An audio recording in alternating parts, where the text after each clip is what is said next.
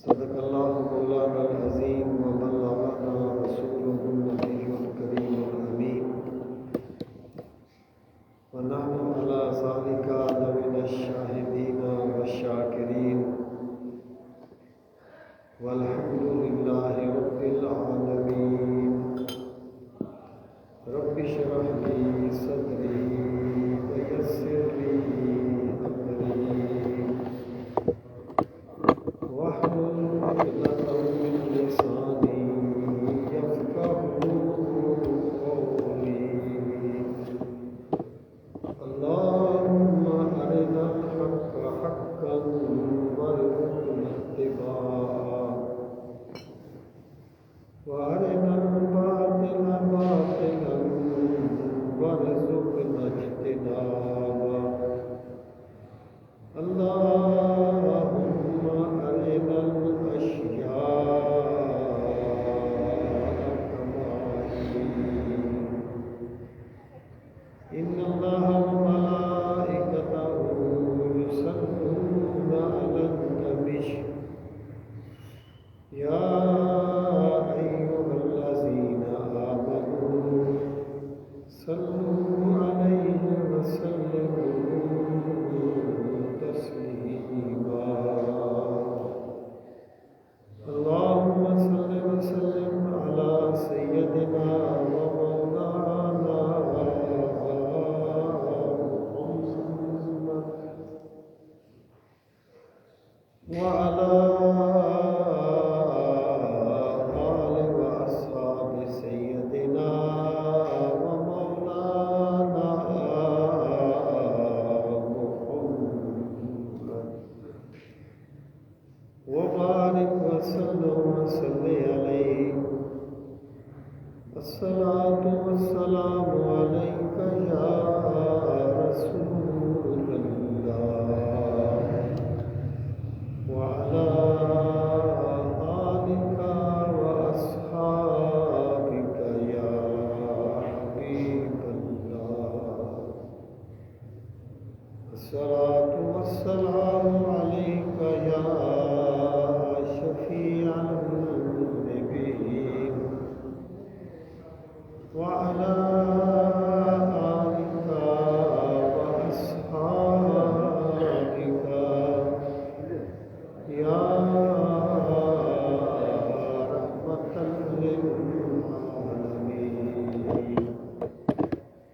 صلى الله على محمد عدد ما ذكر الذاكرون وعدد ما غفل عن ذكره الغافلون. انتہائی عزت و احترام کے لائق قابل عزت تکریم معزز و محترم سامعین کرام، آج عید الفطر کا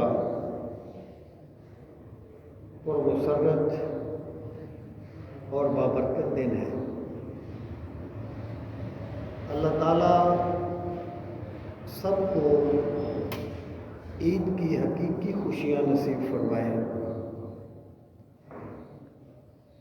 اور ماہ رمضان میں بالخصوص جو اللہ تعالیٰ کی عبادات کی اللہ تعالیٰ سب کو شرف قبولیت بخشے۔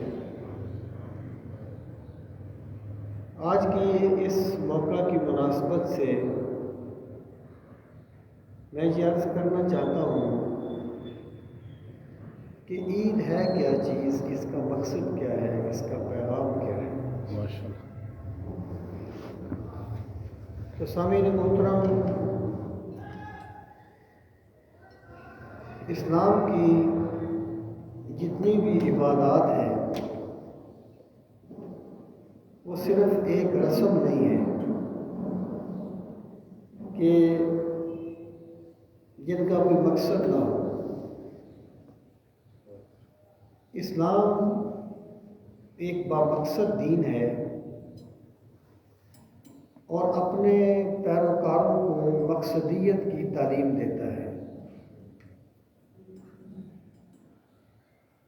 اسلام کوئی ایسی عبادت لازم نہیں کرتا، جس میں صرف انسان کا وقت لگے اور اس کا کوئی مقصود نہ ہو، اس کا کوئی حاصل نہ ہو۔ اگر آپ مختصر الفاظ میں اس بات کو سمجھنا چاہیں تو ہم کہہ سکتے ہیں کہ اسلام کی جتنی بھی عبادات ہیں ان کا مقصد انسانی شخصیت کی تکمیل کرنا ہے، انسانی سیرت کی تعمیر کرنا ہے، اور انسان کو انسان مرتضی بنانا ہے، یعنی ایسا انسان جو اللہ کو مطلوب ہے اور جو اللہ تعالیٰ کی رضا کا طالب ہے، جسے اللہ کی رضا حاصل ہے۔ اگر کسی بندے نے مقصد عبادت کو نہیں سمجھا کہ اس عبادت کا مقصد کیا ہے، تو اس نے صرف رسم ادا کی ہے، عبادت ادا نہیں کی، کیونکہ عبادت اپنے اثرات چھوڑتی ہے، اور جب عبادت کی جائے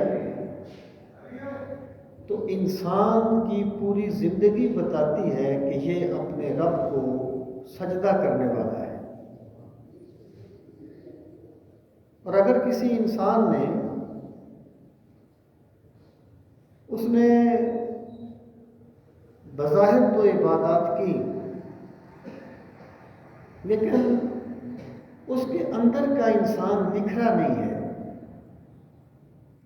وہ جیسا کرپٹ پہلے تھا ویسا ہی بعد میں رہا، جیسا جھوٹ پہلے بولتا تھا ویسے ہی حج کر کے آگے بولتا رہا، تو اس بندے نے عبادت نہیں کی، اس نے صرف رسم ادا کی ہے۔ لوگ اس کو حاجی صاحب کہہ لیں گے، لیکن اللہ کی بارگاہ میں اس کے حج کی کوئی قدر و قیمت نہیں ہے۔ سامعین محترم،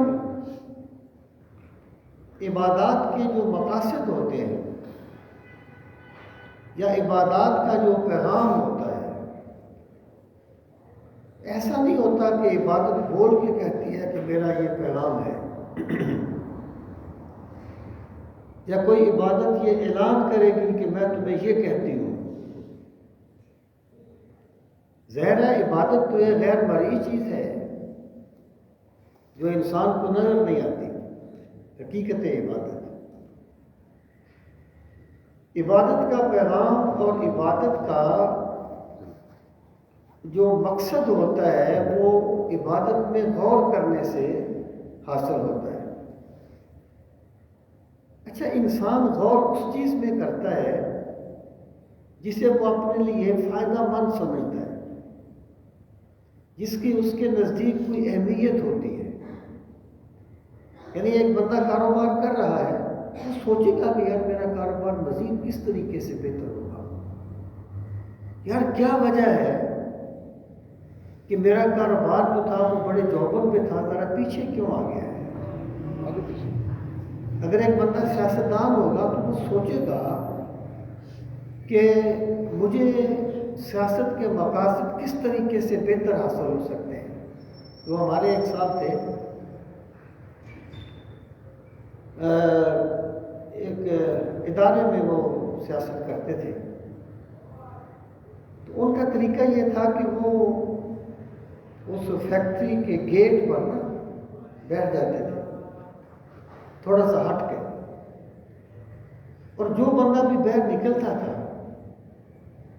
یعنی بندہ بھی اس کو دیکھ لیتا تھا اور وہ بھی بندے کو دیکھ لیتے تھے، لیکن پھر وہ نا بندے کی طرف سے توجہ ہٹا لیتے تھے تاکہ اگر بندے نے مجھے ملے بغیر جانا ہے تو چلا جائے، اگر وہ مجھے ملنا چاہتا ہے تو آ جائے۔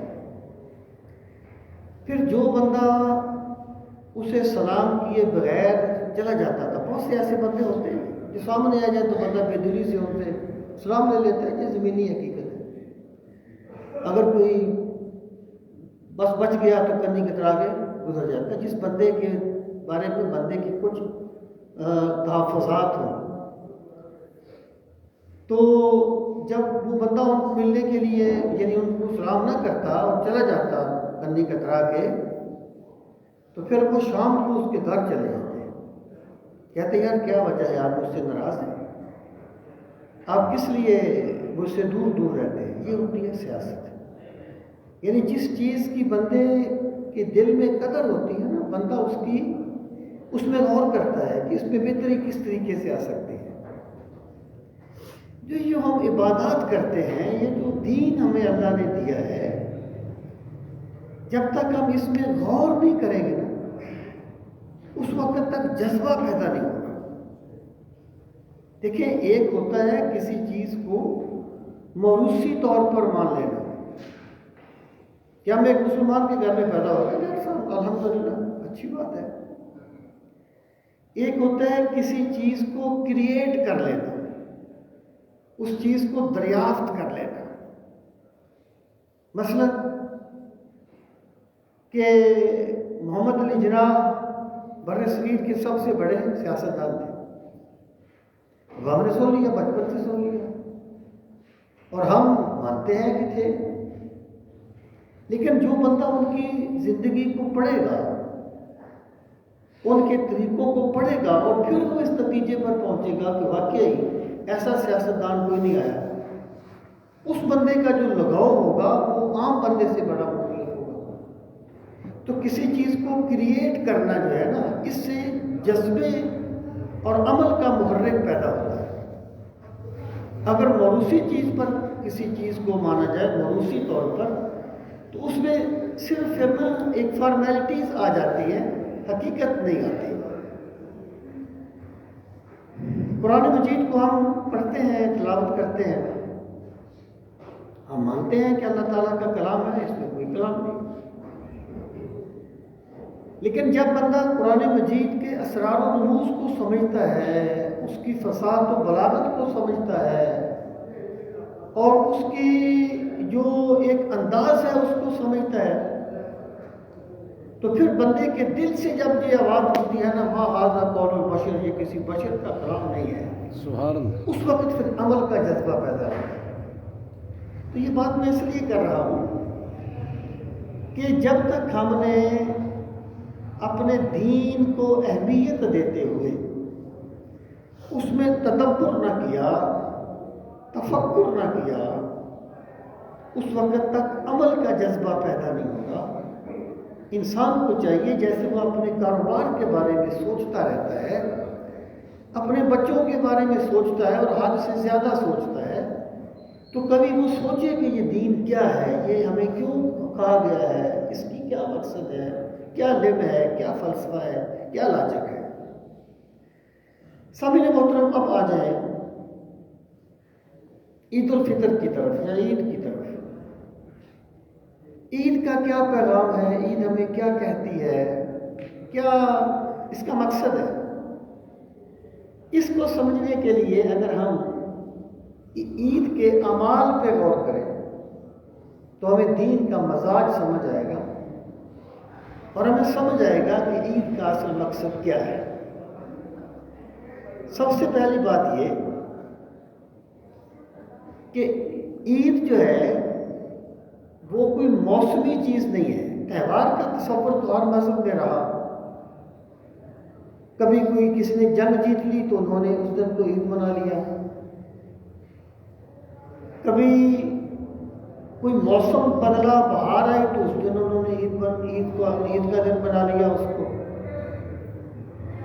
کبھی کوئی بڑی کامیابی پائی تو اس کو انہوں نے عید کا دن بنا لیا. یعنی عید کا کنسیپٹ تو ہر مذہب میں رہا، لیکن اس کی جو محرکات تھے وہ موسم تھا، وہ کوئی جنگیں تھیں، وہ کوئی قبیلے کی فتح تھی، وہ کوئی بڑی کامیابی تھی، وغیرہ وغیرہ. اسلام نے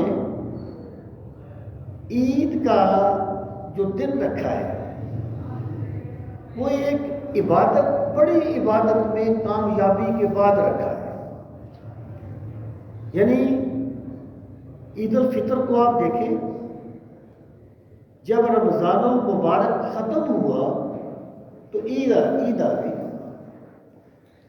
اور جب حضرت ابراہیم علیہ السلام نے جو تسلیم و رضا کا مظاہرہ کیا تھا، اس کی یاد میں مسلمانوں نے تسلیم و رضا کا مظاہرہ کیا تو عید آ گئی. اس سے ہمیں یہ پیغام ملتا ہے کہ بندے کے لیے خوشی کا، حقیقی خوشی کا دن وہ نہیں ہوتا جب وہ دشمن کو شکست دے دے. وہ بھی ایک طبعی چیز ہے، اس کا انکار نہیں ہے. جب بہار آ جائے، یہ بھی ایک طبعی چیز ہے، انسان کو بہار اچھی لگتی ہے. لیکن حقیقی خوشی انسان کو تب ہونی چاہیے جب وہ اپنے رب کی بندگی کر لے، سبحان اللہ، جب وہ اپنے مولا کی عبادت کر لے. جس بندے نے اپنے رب کو راضی کر لیا یا اپنے رب کو راضی کرنے کے لیے اللہ کی عبادت کی، تو انسان کو چاہیے کہ اس کی تربیت اس طریقے سے ہو کہ اس وقت وہ خوشی محسوس کرے. سبحان اللہ. اچھا، اس پہ بھی پھر انسانی کسب کا دخل ہوتا ہے. اللہ تعالیٰ نے انسان کو کسی پتھر کی طرح نہیں بنایا. اللہ تعالیٰ نے انسان کو ارادہ و اختیار دیا ہے. اللہ تعالیٰ نے انسان کو مختار اختیار دیا ہے، اور انسان جو ہے وہ اتنا مختار بھی نہیں ہے کہ جو چاہے کرے، اور اتنا مجبور بھی نہیں ہے کہ کچھ نہ کر سکے. بہت سی چیزیں ایسی ہیں جن میں انسان کے پاس کوئی اختیار ہی نہیں ہے، اور ان کے بارے میں اللہ تعالیٰ انسان سے پوچھے گا بھی نہیں کہ تو فلاں خاندان میں کیوں نہیں پیدا ہوا، تو فلاں وقت کیوں نہیں پیدا ہوا، تو اس وقت کیوں دنیا سے آ گیا، نہیں پوچھے گا. اور بعض چیزیں ایسی ہیں جس میں اللہ نے انسان کو اختیار دیا ہے. فَهَدَيْنَاهُ النَّجْدَيْنِ إِمَّا شَاكِرًا وَإِمَّا كَفُورًا. ہم نے انسان کو دو راستے دکھا دیے. اب تیرا اختیار ہے کہ تو شکر ادا کر یا ناشکری کر، تیری مرضی. یہ میں اس لیے کر رہا ہوں بات کہ خوشی کس وقت ہوتی ہے انسان، اس میں بھی ایک تو انسانی جبلت ہے نا، اس کی ایک حد ہوتی ہے. اس میں بھی انسان کے دخل کا ایک بہت بڑا حصہ ہے. آپ فرض کریں ایک بندہ ہے، اس نے اپنے آپ کو لوگوں کے حق مارنے کا عادی بنا لیا ہے. جب وہ کسی غریب بیوہ کے پلاٹ پہ قبضہ کر لیتا ہے، اسے بڑی خوشی ہوتی ہے کہ وہ ایک پلاٹ اور مل گیا. اور ایک بندہ وہ ہے جس نے اپنے آپ کو اس طریقے سے ڈالا ہے کہ اسے خوشی کسی کا حق مار کے نہیں ہوتی، بلکہ جب وہ اپنے خون پسینے کی کمائی بھی رات کی تاریکی میں کسی یتیم کے ہاتھ میں رکھ دیتا ہے، اس کو بڑی خوشی ہوتی ہے. سبحان اللہ. اب بندے نے خود چوائس کیا ہے کہ میں نے کس وقت خوش ہونا ہے. تو بھائی انسان کو چاہیے کہ وہ ذرا غور تو کر لے کہ میں کس چیز پہ خوش ہوتا ہوں. مجھے خوشی کس وقت ہوتی ہے؟ کیا مجھے خوشی اس وقت ہوتی ہے جب میں کسی اپنے ماتحت کی انسلٹ کر دیتا ہوں، کہ جب میں کسی کا حق مار لیتا ہوں، یا مجھے خوشی اس وقت ہوتی ہے جب میں اپنے مولا کی بندگی کرتا ہوں؟ یہ انسان کا اختیار ہے. انسان جو ہے نا، یہ وہ اقبال نے کہا تھا نا، تیری فطرت ابھی ہے ممکنات زندگانی کی، جہاں کے جوہر مضمر کا گویا امتحان تو ہے. میرے رب نے انسان کو بڑی طاقتیں دی. تو میں آپ سے یہ عرض کر رہا ہوں، اور پھر ایک چیز اور بھی یاد رکھیں کہ جو بھی خوشی اللہ کی نافرمانی میں حاصل ہو، دیکھیے یہ تو انسان کی سوچ ہے نا. ایک بندہ نشے کا عادی ہے، اب ظاہر ہے نشہ آخرت تو آخرت ہے، دنیا میں ہی تباہ کر دیتا ہے بندے کو، لیکن جب نشے کے عادی کو نشے کی پڑیا مل جائے تو وہ بڑا خوش ہوتا ہے، اور جو بندہ اس لعنت سے بچا ہوا ہے وہ سمجھتا ہے کہ غلط کر رہا ہے۔ ایک بندہ چوری کا عادی بنا لیا، اس نے اپنے آپ کو چوری کر کے آ جاتا ہے، بڑا خوش ہوتا ہے، اور جسے اللہ نے اس لعنت سے بچایا ہوا ہے وہ سمجھتا ہے کہ یہ کوئی خوشی کی بات نہیں ہے۔ تو بندے کی کمزوری یہ ہے کہ یہ دنیا جہان کی غلطیاں دیکھ لیتا ہے، اپنی غلطیاں نہیں دیکھتا۔ جسے خدا نے اپنی غلطیاں دیکھنے کی توفیق دے دی، اسے رب نے دیکھنے والا بنا دیا۔ اشفاق صاحب کہا کرتے تھے کہ جس بندے کو دوسرے بندوں پر تنقید کرنے سے فرصت نہ ملے، اس کے پاس اپنی اصلاح کے لیے وقت نہیں بچتا۔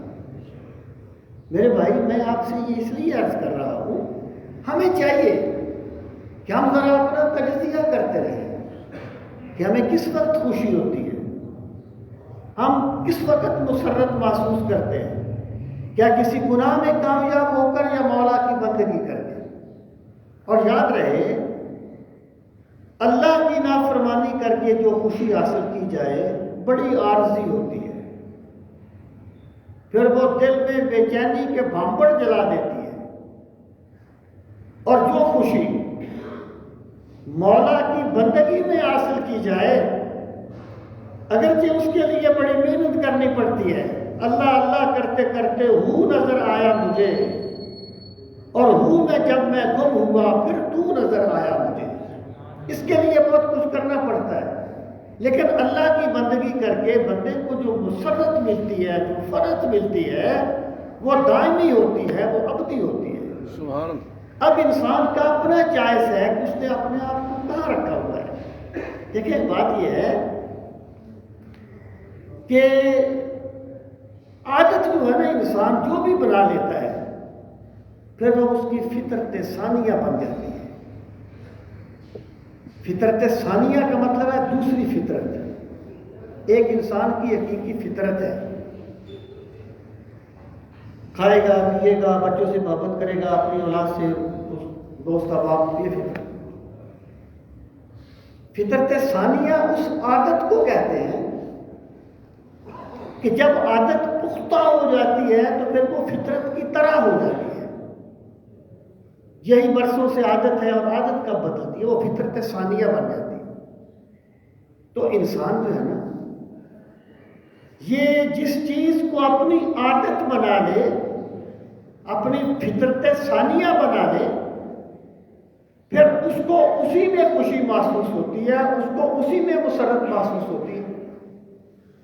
اور جو بندہ اپنے آپ کو برائیوں سے بچاتا ہے، اللہ کی بندگی کے راستے پر چلتا ہے، اور اسے خوشی کسی کا حق مار کے نہیں ہوتی، اپنی جیب کی کمائی دے کے ہوتی ہے، نمازیں قضا کر کے نہیں ہوتی، مولا کو سجدے کر کے ہوتی ہے۔ جس بندے نے اپنے آپ کو اس سطح پر جو بندہ لے گیا کہ اس کی خوشی اس کی مولا کی بندگی کے ساتھ جا ملی، تو اس بندے نے عید کے پیغام کو سمجھ لیا ہے۔ عید یہ کہتی ہے کہ لوگوں، تم نے خوشی اس وقت کرنی ہے جب اپنے مولا کی بندگی کرنی ہے، جب اپنے خدا کو راضی کرنا ہے۔ کسی کا حق مار کے خوشی، یہ دین سے بڑی دوری کا نتیجہ ہے اور اللہ سے بڑی غفلت کی علامت ہے۔ سید علی المرتضیٰ رضی اللہ تعالی عنہ نے فرمایا تھا کہ کل یوم لا یعصی اللہ فیہ فہو یوم عید۔ کہ بندے، جس دن تو اپنے رب کی نافرمانی نہ کرے، تیرا پورا دن تیرے مولا کی بندگی میں گزر جائے، فہو یوم عید، وہ ہر روز تیرے لیے عید کا دن ہوگا۔ عید مولا کی بندگی پہ خوشی کرنے کا نام ہے۔ اس بندے کو یہ سوچ مل گئی، اس نے اپنے آپ کو ڈھالا اور اسے اس میں خوشی ملی. اور پھر یاد رکھنا کہ خوشی کا جو تعلق ہے وہ حالات کے ساتھ نہیں ہوتا. کیا بات. خوشی کا تعلق بھی سوچ کے ساتھ ہوتا ہے.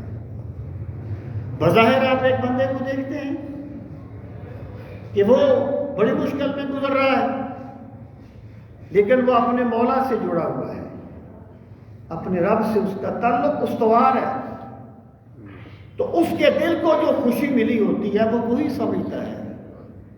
یاد رکھنا امن کا منبع میرے رب کی ذات ہے. سبحان اللہ. اللہ کی قسم امن خوشی بازار سے نہیں خریدی جاتی، یہ میراث میں نہیں ملتی. یہ منبع امن رب ذوالجلال سے وابستہ ہو کے ملتی ہے. سبحان اللہ. جو بندہ اپنے رب کی بندگی کرتا جاتا ہے، خدا بند قدوس اس کو وہ امن عطا فرماتا ہے جس کا عام بندہ خیال بھی نہیں کر سکتا. خود محبت کر کنارے سے کبھی اندازہ طوفان نہیں ہوتا. کوئی بندہ اللہ کی بندگی کرے گا تو اس کو سمجھ آئے گی کہ میں کدھر جا رہا ہوں. سامعین محترم، یہ عید کا پہلا پیغام ہے کہ جس بندے کو خوشی اللہ تعالیٰ کی بندگی کر کے ہوئی، اللہ تعالیٰ کی اطاعت کر کے ہوئی، تو اس بندے نے گویا عید کے پیغام کو سمجھ لیا ہے. اور پھر اسلام یہ کہتا ہے کہ عید کے دن کچھ لوگوں کا یہ خیال تھا کہ جتنا اپنے آپ کو مشقت میں ڈالو، جتنا اپنے آپ کو مصیبتوں میں ڈالو، اتنا ہی اللہ تعالیٰ بندے سے خوش ہوتا ہے. اور پھر وہ بڑے پھٹے پرانے کپڑے پہنتے تھے. اور اچھا یہ بھی ایک بات ہوتی ہے کہ کچھ بندے ایسے ہوتے ہیں کہ کپڑے وہ بڑے سادہ پہنیں گے، لیکن جب کبھی موقع آئے گا کسی کا حق مارنے سے بھی گریز نہیں کریں گے. وہ میرا ایک دوست آنا سے وہ یہ چٹائی بچھا کے نا اس پر سوتا تھا، تو وہ کہتا تھا کہ چٹائی پہ سونا سنت ہے. میں کہا بہت اچھی بات ہے، چٹائی پہ سونا سنت ہے، لیکن کسی کا حق نہ مارنا یہ سنت سے بڑھ کر فرض کا درجہ بھی رکھتا ہے. تو بندے کو چاہیے کہ ان چیزوں میں بھی غور کرے. سامعین محترم، میں یہ عرض کر رہا تھا کہ کبھی ایسا ہوتا ہے کہ ایک بندہ بہت بڑے منصب پہ فائز ہے، لیکن اس نے اپنے لیے مال جمع نہیں کیا. یہ بڑے لوگوں کا کام ہوتا ہے، بڑے لوگوں کا کام ہوتا ہے. اس نے اگر پرند لگے کپڑے پہن لیے تو کوئی عیب نہیں ہے، اس کا کمال ہے. جب ایک مرتبہ سیدنا فاروق اعظم مظہر جلال نبوت سبحان اللہ لیٹ ہوئے نا جمعے کا خطبہ دینے سے، تو کسی نے کہا امیر المومنین آج آپ لیٹ آئے ہو. تو فرمایا میرے پاس ایک ہی قمیض ہے، وہ میں نے دھو کے خشک ہونے کے لیے پھیلائی تھی، ذرا لیٹ خشک ہوئی تو میں لیٹ ہو گیا ہوں. اور بیت المقدس کے لیے گئے تو کپڑوں پہ قمیض پہ 12 پیبند لگے ہوئے تھے. 25 لاکھ مربع میل کا خلیفہ عمر بن خطاب رضی اللہ تعالیٰ. لوگوں نے کہا امیر المومنین لوگ کیا کہیں گے کہ آپ کے کپڑے پر اتنے پیبند لگے ہوئے ہیں. فرمایا تمہارا ستیہ ناش ہو، اللہ نے ہمیں جو عزت دی ہے وہ کپڑوں کی وجہ سے نہیں دی، اپنے دین کی وجہ سے دی ہے. اگر ہم اسلام کے وفادار ہیں، محمد عربی کے وفادار ہیں، تو اللہ ہمیں عزتیں دے گا. اگر ہم نے اسلام سے وفا چھوڑ دی تو کپڑے ہمیں عزتیں نہیں دے سکتے.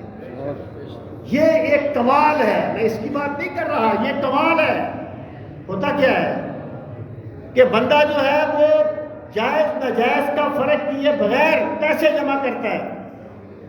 اور کپڑے جو ہے وہ پھٹے ہوئے پہنتا ہے، اس کا خیال ہے یہ عبادت ہے؟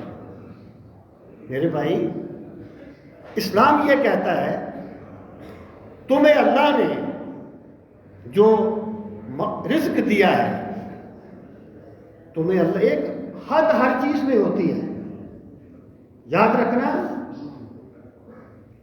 مرد کی نیچر میں مشقت ہے اور عورت کی نیچر میں زینت ہے، یہ ان کی نیچر کا فرق ہے، اپنی اپنی نیچر میں رہنا چاہیے۔ تو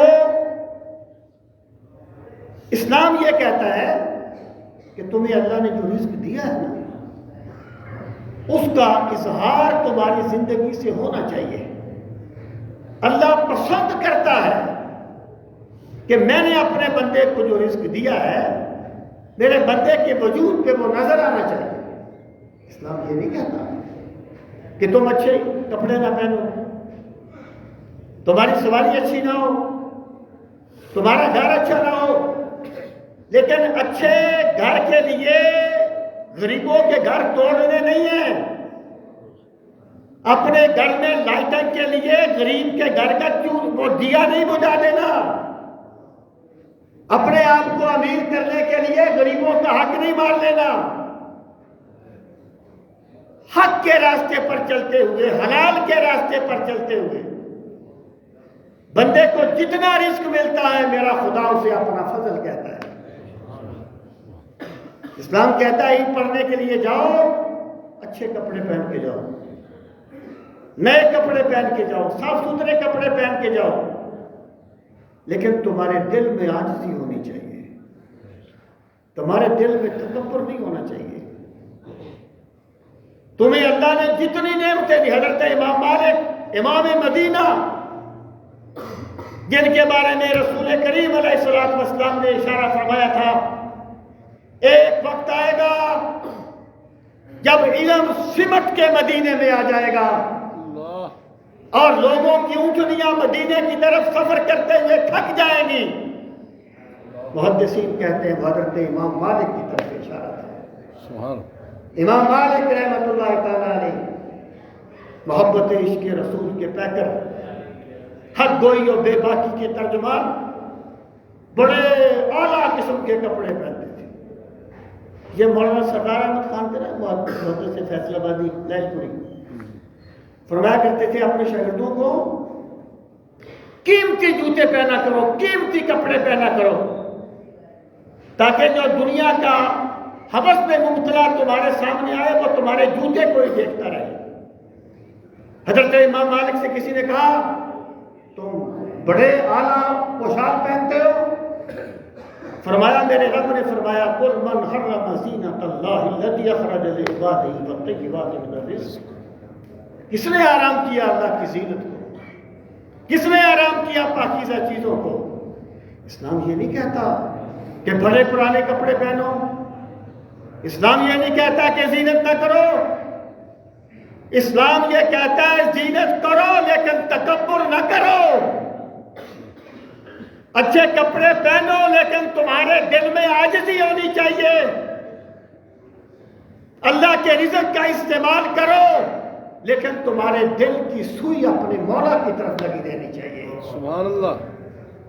تخت پہ بیٹھو لیکن فقیر بن کے بیٹھو، دیکھنے میں بادشاہ ہو لیکن دل کے غنی ہو۔ جب تمہیں یہ سوچ مل جائے گی پھر کہا جائے گا تم نے محمد عربی کے پیغام کو سمجھ لیا صلی اللہ تعالی علیہ وسلم۔ سامعین محترم، تو یہ عید کا پیغام ہے، تکبر اور زینت میں فرق کرنا چاہیے۔ اللہ اکبر۔ ایک حدیث پاک میں آتا ہے رسول کریم صلی اللہ تعالی علیہ وآلہ وسلم نے فرمایا جس کے دل میں رائی برابر تکبر ہوگا جنت میں نہیں جائے گا۔ اس کی ذرا غور کر لیں اس بات پہ، تکبر کا محرک کیا ہے؟ تکبر آتا کس لیے ہے بندے میں؟ تکبر اس وقت آتا ہے جب بندے کی میں جاگتی ہے، جب وہ کہتا ہے نا یہ پلازا میرا ہے، یہ گاڑی میری ہے، یہ مارکیٹ میری ہے، جب میں آتی ہے تو تکبر آتا ہے۔ جب میں جمعہ پر بھی عرض کر رہا تھا، اگر بندہ یہ سمجھ لے میں کچھ نہیں، یہ مارکیٹ میری نہیں، میرے رب کی ہے، میرے پاس امانت ہے، اور میں بھی میرا نہیں، میں بھی اپنے رب کا ہوں۔ اللہ اللہ اللہ۔ اس لیے تو اسلام میں خودکشی حرام ہے۔ تجھے کس نے اختیار دیا تھا اپنی جان کو ختم کرنے کا؟ تو اپنی جان کا مالک ہی نہیں تھا، تو اپنی جان کا مالک ہی نہیں تھا۔ جب میں آتی ہے نا، میں، پھر تکبر آتا ہے۔ اور توحید اللہ کی قسم جھگڑے کرنے کا نام نہیں ہے۔ توحید اپنے آپ کو اپنے مولا کے سامنے بے بس کر دینے کا نام ہے۔ اس کا کوئی تعلق حالات کے ساتھ بھی نہیں ہے۔ جس نے اپنے آپ کو اپنے رب کے سامنے بے بس کر دیا، وہ تخت پہ بیٹھا ہو تب بھی اللہ کا بندہ ہے، وہ جھونپڑی میں سو رہا ہو تب بھی اللہ کا بندہ ہے۔ تو تکبر کی اس لیے مذمت کی گئی کہ تکبر میں بندہ اپنے آپ کو اپنے رب کے مقابلے میں لے آتا ہے۔ وہ جو فرمایا نا حدیث قدسی میں، اللہ تعالیٰ فرماتا ہے یار دنیا میں دوام متکبرین کو نہیں ملا، عاجزی کرنے والوں کو ملا ہے۔ سبحان اللہ۔ اپنے آپ کو انکساری کا پیکر بنانے والوں کو ملا ہے۔ تو صحابہ سرکار نے فرمایا جس کے دل میں رائی برابر بھی تکبر ہوگا جنت میں نہیں جائے گا۔ صحابہ کرام نے عرض کیا یا رسول اللہ صلی اللہ علیہ وسلم، ایک بندہ یہ چاہتا ہے میرے کپڑے، اللہ صاحب جمال ہے اور وہ جمال کو پسند فرماتا ہے، اللہ چاہتا ہے میرے بندے سے جمال نظر آئے۔ عرض کی یا رسول اللہ پھر تکبر کیا ہے؟ تکبر کیا ہے؟ اب آپ نے دو باتیں فرمائی، اپنے دل میں ہمیں اتارنا چاہیے۔ تو کہا جاتا ہے نا حاسبوا قبل ان تحاسبوا، لوگوں اپنا محاسبہ کرتے رہا کرو قبل اس کے کہ رب کی بارگاہ میں محاسبے کے لیے پیش کر دیے جاؤ۔ اپنا محاسبہ کرتے رہو اس سے پہلے کہ تم محاسبے کے لیے رب کی بارگاہ میں پیش کر دیے جاؤ۔ عرض کیا، صحابہ کرام نے عرض کیا پھر تکبر کیا ہے؟ تو سرکار نے فرمایا بطر الحق وغمط الناس، دو باتیں فرمائی۔ پہلی بات یہ کہ انا کی وجہ سے حق کو چھوڑ دینا۔ ایک بندہ یہ سمجھتا ہے بات صحیح ہے میرے مخالف کی، لیکن اگر میں مانوں گا تو میری بات نہیں رہے گی۔ بات صحیح ہے، انا نہیں ماننے دیتی۔ جو بندہ اپنی انا کو حق پہ غالب کر دے، وہ جتنا بھی جھک کے ملتا ہو تکبر کرنے والا ہے۔ اور عاجزی صرف محفلوں میں نہیں ہوتی، صرف امیروں کے ساتھ نہیں ہوتی، اپنے ہم پلہ لوگوں سے نہیں ہوتی۔ جو عاجز ہوتا ہے وہ خلوت میں بھی عاجز ہوتا ہے، وہ غریب سے ملتے ہوئے بھی عاجز ہوتا ہے۔ تو سرکار نے فرمایا بطر الحق، زندگی میں جب بندے کے پاس کوئی ایسی بات آئے جو صحیح ہو اور بندہ بے شک اس کے دشمن نے کہی ہو، بے شک اس نے خود اس کے خلاف کوئی بات کہی ہو، تو بندے کو چاہیے کہ اپنی انا کو چھوڑ کر حق کی پیروی کر دے۔ اللہ کی قسم، اللہ کو راضی کرنے کے لیے اگر بندہ تھوڑی سی تنقید بھی برداشت کر لیتا ہے نا، بندہ کچھ چار جملے بھی سن لیتا ہے تو فرق نہیں پڑتا۔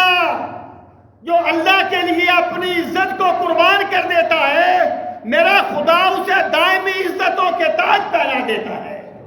اقبال نے کہا تھا تو بچا بچا کے نہ رکھ اسے، تیرا آئینہ ہے وہ آئینہ، جو شکستہ ہو تو عزیز تر ہے نگاہ آئینہ ساز میں۔ حضرت شیخ عبد القادر جیلانی فرماتے ہیں فتوح الغیب میں، عرض کیا گیا مالک تو کہاں ملتا ہے؟ میرے مولا، میرے رب، تو کہاں ملتا ہے؟ فرمایا عند القلوب المنکسرہ لدیہ، وہ دل جو میری وجہ سے ٹوٹ جائے میں ان ٹوٹے ہوئے دلوں میں رہتا ہوں۔ اللہ تعالیٰ کے لیے کوئی بات برداشت کر لینا کچھ نہیں ہوتا، یہ جھوٹی عزتیں ختم ہو جاتی ہیں۔ ابو جہل نہیں رہا، ابو لہب نہیں رہا، لیکن بلال کی عظمت کو زمانہ قیامت تک سلام کرتا رہے۔ سبحان اللہ، سبحان اللہ۔ یزید مٹ گیا، حامان مٹ گیا، قارون مٹ گیا، لیکن حسین کی عظمت کو زمانہ قیامت تک سلام کرے گا۔ سبحان اللہ۔ اور پھر دنیا دیکھے گی کہ میرے رب نے حسن و حسین کو جنتی جوانوں کا سردار بنایا۔ اللہ، سبحان اللہ۔ بطر الحق، فرمایا پہلی بات یہ کہ جب اس کے پاس حق بات آ جاتی ہے تو وہ اپنی انا کو حق کے راستے پر قربان کر دیتا ہے۔ تو کہتے ہیں جو حکم ہے وہ حق ہے، حق ہے۔ میں نے کہا تھا میں رجوع کرتا ہوں اس سے، میں اس سے رجوع کرتا ہوں، میری بات صحیح نہیں تھی۔ یار کون سا تو پیغمبر ہے کہ تیری بات کبھی غلط نہیں ہو سکتی؟ کون سی تجھ پہ وحی آتی ہے کہ تیری بات غلط نہیں ہو سکتی؟ تو استدلال پہ قائم ہے، استدلال تو بدلتے رہتے ہیں۔ پائے استدلالیاں چوبی شبت، پائے چوبی سخت بے تم کی بوت، یہ کیا بات ہوئی؟ اور آپ نے فرمایا دوسری بات یہ کہ غمت الناس، اللہ کے بندوں کو حقیر جاننا۔ جو بندہ کسی کو حقیر جانتا ہے، میرے پاک نبی فرماتے ہیں وہ تکبر کرنے والا ہے۔ یہ دنیا ہے، اختلاف مراتب ہے، یہاں پر کوئی بادشاہ ہے، کوئی فقیر ہے، کوئی امیر ہے، کوئی غریب ہے، کوئی لینے والا ہے، کوئی دینے والا ہے، لیکن یہ میرا رب ہی جانتا ہے بہتر کون ہے۔ یہ میرا خدا ہی جانتا ہے اس کی بارگاہ میں کون مقبول ہے، کس حلیے والا مقبول ہے، امیر مقبول ہے یا غریب مقبول ہے۔ میرے پاک نبی صلی اللہ تعالی علیہ وآلہ وسلم نے فرمایا تھا لوگوں، کچھ لوگ ایسے ہیں اگر وہ تمہارے دروازوں پر آئے تم انہیں دھکے دے کے نکال دو، ان کے کپڑے پھٹے ہوتے ہیں، بار غبار آلود ہوتے ہیں، لیکن اللہ کی بارگاہ میں ان کا یہ مقام ہوتا ہے کہ اگر وہ اللہ تعالیٰ سے قسم کھا دے نا، اگر وہ قسم کھا دے آج بارش ہوگی تو خدا بارش برسا دیتا ہے۔ اللہ ان کی بات کو ٹالتا نہیں ہے۔ بھائی عید کا پیغام یہ ہے کہ زیب و زینت منع نہیں ہے، لیکن کسی کا حق مار کے نہیں، کسی کو حقیر جان کے نہیں، زیب و زینت کرو لیکن تمہارے دل کی سوئی اپنے مولا کی طرف لگی رہے۔ اور پھر اسلام کہتا ہے صدقہ فطر دے کے آؤ نماز پڑھنے کے لیے۔ جب آؤ نا نماز پڑھنے کے لیے واجب ہے تم پر صدقہ فطر دے کے آؤ۔ اس کا مطلب کیا؟ عید کا پیغام کیا ہے کہ غریبوں کا حق پہلے ادا کرو پھر اللہ کو سجدہ کرنے کے لیے آؤ۔ سامعین محترم، وقت ختم ہو رہا ہے۔ میں بارہ عرض کر چکا ہوں کہ صدقہ فطر جو ہے اس کو ادا کیجیے، اور مدارس اسلامیہ کو ضرور شامل کیا کیجیے ان چیزوں میں۔ اور جو بندہ یہ صدقہ فطر مسجد میں نہیں لگتا، بھی یاد رہے، مدارس میں لگتا ہے۔ زکوٰۃ، فطرانہ یا کوئی بھی صدقہ واجبہ یہ مسجد میں نہیں لگتے، مدارس میں لگتے ہیں۔ اس مسجد کے ساتھ ایک مدرسہ ہے، اس کو کبھی نہ بھولیے، یہ ہماری اپنی مسجد کا مدرسہ ہے۔ اور بالخصوص اس علاقے کے رہنے والے لوگ، ان کا یہ اخلاقی فرض بنتا ہے کہ وہ اس کو یاد رکھا کریں۔ اور ویسے بھی خیر کے کاموں میں جہاں بھی آپ رہتے ہیں کچھ اپنی کمائی میں سے صدقہ نکالا کریں اللہ کے راستے پر۔ سامعین محترم، تو جو عید الفطر ہے یہ ہمیں یہ پیغام دیتی ہے کہ ہماری خوشیاں اور ہماری مسرتیں اور ہمارے تہوار یہ موسمی نہیں ہیں، یہ کسی جنگ کی فتح کا نتیجہ نہیں ہے، بلکہ بندہ مومن کی شان یہ ہے کہ جب وہ اپنے رب کو راضی کر لیتا ہے تو خدا اسے دائمی خوشیاں نصیب کرتا ہے، سبحان اللہ، پھر اس کی عید ہوتی ہے۔ وہ جو مولا علی کا فرمان میں نے آپ کو پہلے سنایا کہ کل یوم لا یؤس اللہ فیہ فہو یوم عید، کہ بندے جس دن پورا دن تو اپنے رب کی بندگی میں گزار دے، کوئی نافرمانی نہ کرے، وہ دن تیرے لیے عید کا دن ہوگا۔ اللہ تعالیٰ ہمیں اسلام کا فہم صحیح نصیب فرمائے۔ وما علینا الا البلاغ المبین۔ یہ